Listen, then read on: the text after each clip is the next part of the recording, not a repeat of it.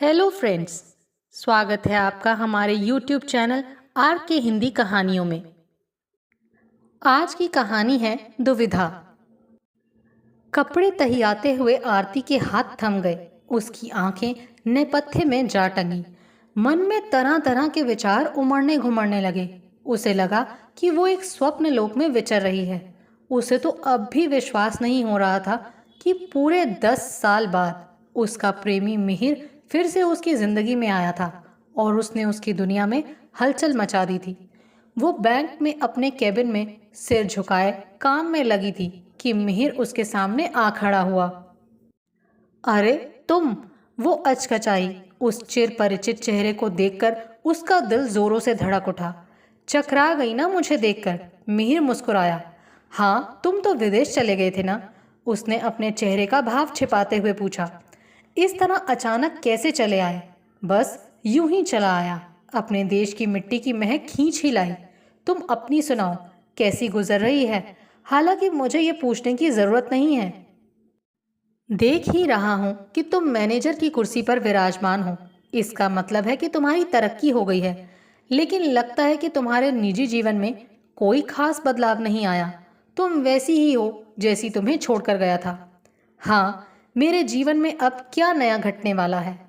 जिंदगी एक ढर्रे से लग गई है। सब दिन एक समान, ना कोई उतार ना चढ़ाव। उसने भी सपाट स्वर में कहा। ये रास्ता तुम्हारा खुद का अपनाया हुआ है। मिहिर ने उलाहना दिया। मैंने तो तुम्हें शादी का ऑफर दिया था, तुम ही नहीं मानी। आरती कुछ नहीं बोली।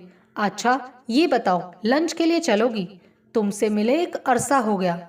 मुझे तुमसे ढेरों बातें करनी है।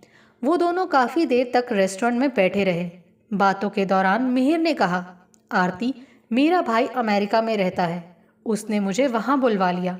शुरू में काफी संघर्ष करना पड़ा, पर अब मुझे अच्छी नौकरी मिल गई है। मुझे वहाँ की नागरिकता भी मिल गई है। मैंने वहाँ अपना घर खरीद लिया है। केवल गृहिणी यानी पत्नी की कमी है। मैंने अभी तक शादी नहीं की है क्योंकि मैं अभी भी तुम्हें दिलो जान से चाहता हूँ। तुम्हें अपनी बनाना चाहता हूँ। इतने दिन तुम्हारी याद के सहारे ही जिया हूँ।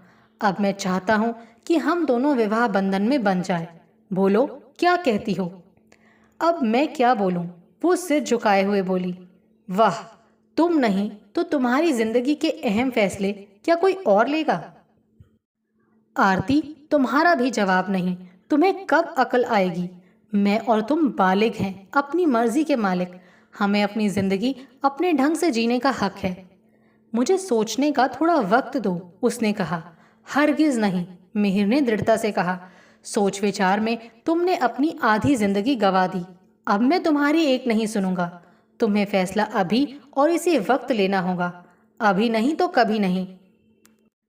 आरती के मन में उथल पुथल मच गई। जी में आया कि वो तुरंत अपने आप को मिहिर की बाहों में डाल दे और उससे कहे, मैं तुम्हारी हूं, तुम जो चाहे करो, मुझे मंजूर है। इसके सिवा उसके पास और कोई चारा भी तो नहीं था। वो अपनी एकाकी गतिहीन जिंदगी से बहुत उकता गई थी।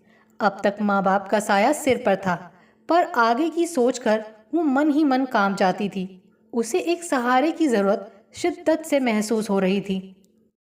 उसने तय कर लिया कि वो मिहिर का हाथ थाम लेगी। ये निर्णय लेते ही उसके सिर से एक भारी बोझ उतर गया। उसके मन में हिलोरे उठने लगी। ठीक है, वो बोली। उसे वो दिन याद आया जब मिहिर से पहली बार मिली थी। पहली नज़र में ही वो उसकी ओर आकर्षित हो गई। वो बड़ा हंसोड़ और जिंदा दिल था। धीरे धीरे उनमें नज़दीकियां बढ़ती गईं और एक दिन मिहिर ने विवाह का प्रस्ताव किया। आरती के मन में रस की फुहार फूट निकली। वो भविष्य के सुनहरे सपनों में खो गई। लेकिन उसके माता पिता को उसका प्रेम प्रसंग रास नहीं आया। उन्होंने मिहिर का जमकर विरोध किया। उन्हें मिहिर में खामियां ही खामियां नजर आईं। वो पिछड़ी जाति का था और गरीब घर से था।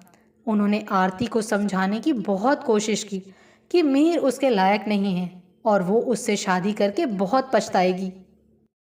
जब उन्होंने देखा कि आरती पर उनकी बातों का कोई असर नहीं हो रहा, तो उन्होंने अपना आखिरी दांव चलाया। ठीक है, यदि तू अपनी मनमर्जी करने पर तुली है तो यही सही। तू जाने तेरा काम जाने, लेकिन इसके बाद हमारा तुम्हारा रिश्ता खत्म, हम मरते दम तक तेरा मुंह नहीं देखेंगे। आरती बहुत रोई धोई, पर पिता की बात मानो पत्थर की लकीर थी और माँ ने भी पिता की हाँ में हाँ मिलाई।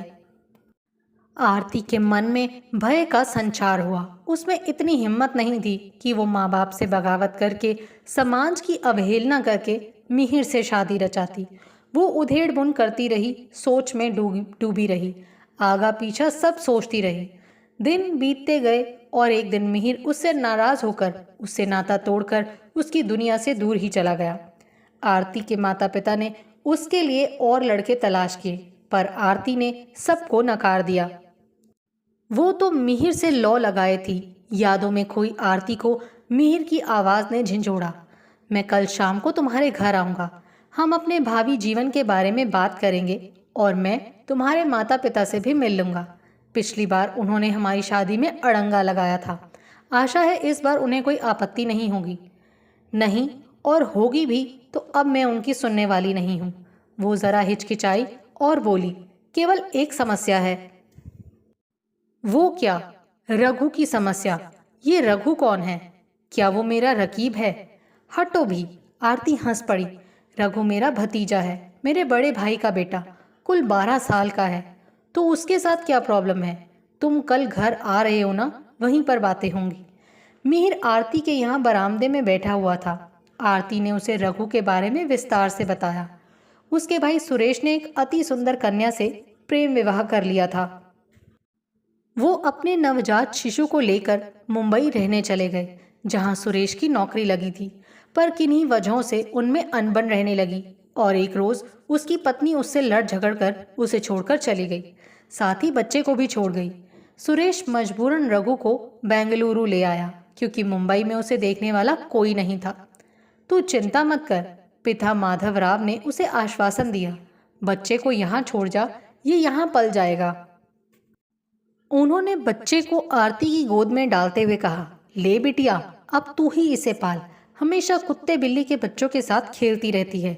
ये जीता जागता खिलौना आज से तेरे जिम्मे। आरती ने शिशु को हृदय से लगा लिया। उसके दिल में ममता का स्रोत फूट निकला। उस नन्ही सी जान के प्रति उसके दिल में ढेर सारा प्यार उमड़ आया। वो सचमुच बच्चे में खो गई। वो बैंक से लौटती तो रघु की देखभाल में लग जाती। रघु भी उससे बहुत हिल मिल गया था और हमेशा उसके आगे पीछे घूमता रहता। वो उसे छोड़कर एक पल भी नहीं रहता था। कभी कभी रघु को कलेजे से लगाकर वो ये सोचती कि क्या यही मेरी नियति है, और लड़कियों की तरह उसने भी तो सपने देखे थे।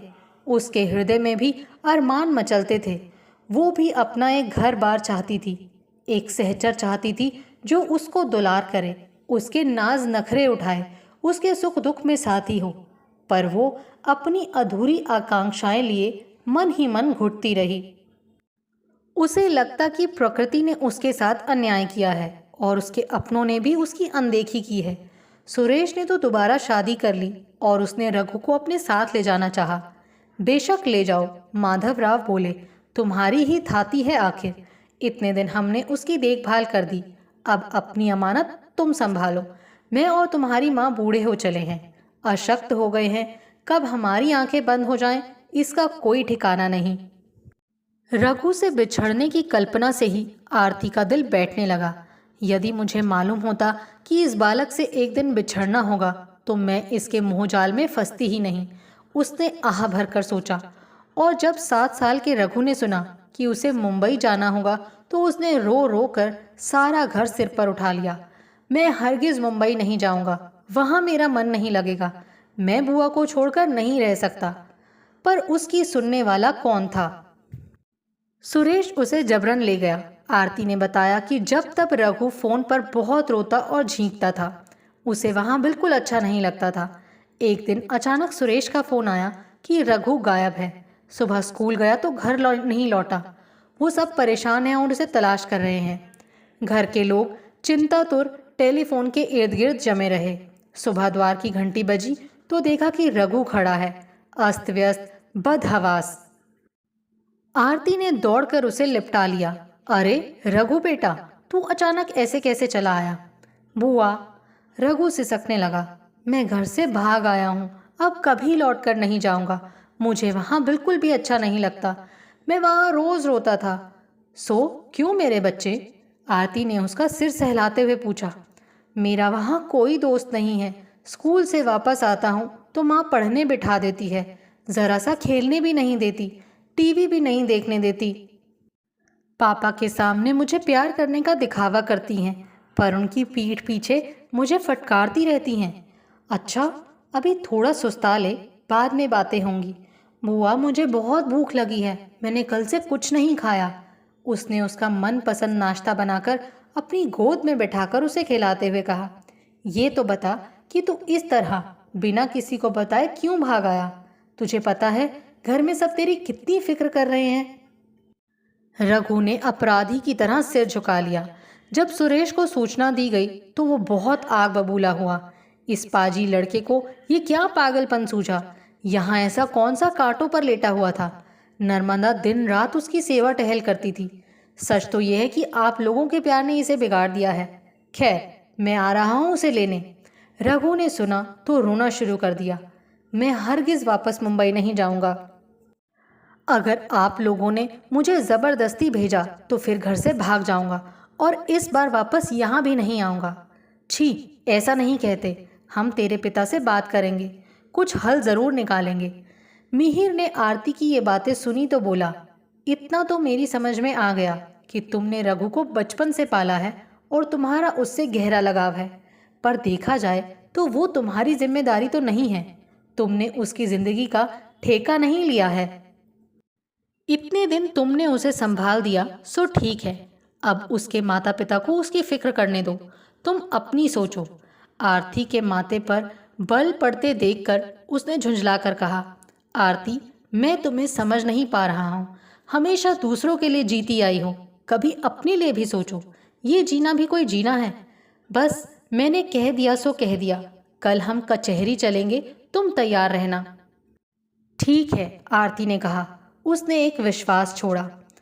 वे मिहिर को कैसे समझाए कि अपना ना होते हुए भी वो भावनात्मक रूप से रघु से जुड़ी हुई है। उस बालक ने माँ की ममतामयी गोद नहीं जानी। उसने पिता का स्नेह व संरक्षण नहीं पाया। आरती ही उसके लिए सब कुछ थी। आरती का उदास चेहरा देखकर मिहिर द्रवित हुआ। आरती, अगर तुम रघु से बिछड़ना नहीं चाहती तो एक उपाय है। हम कानूनन रघु को गोद ले सकते हैं। क्या ये संभव है? क्यों नहीं? अमेरिका से कई संतानहीन दंपति भारत के अनाथालयों से अनाथ बच्चों को गोद लेते हैं। हाँ, इस प्रक्रिया में काफ़ी समय लगता है, बहुत कागजी कार्यवाही करनी पड़ती है, बहुत दौड़ धूप भी करनी पड़ती है। अगर तुम चाहो और सुरेश इसके लिए राज़ी हो तो इसके लिए कोशिश की जा सकती है। तुम इतना सब करोगे मेरे लिए? हाँ, क्यों नहीं। एक प्रेमी अपनी प्रेयसी के लिए कुछ भी कर सकता है। आरती ने उसे स्नेह सिक्त नेत्रों से देखा। मिहिर उसे एकटक देख रहा था। उसकी आंखों में कुछ ऐसा भाव था कि वो शर्मा गई। मैं तुम्हारे लिए चाय लाती हूँ। आरती ने चाय बनाकर रघु को आवाज़ दी। बेटा, ज़रा ये चाय बाहर बरामदे में बैठे अंकल को दे आओ। मैं कुछ गर्म पकौड़े बनाकर लाती हूँ।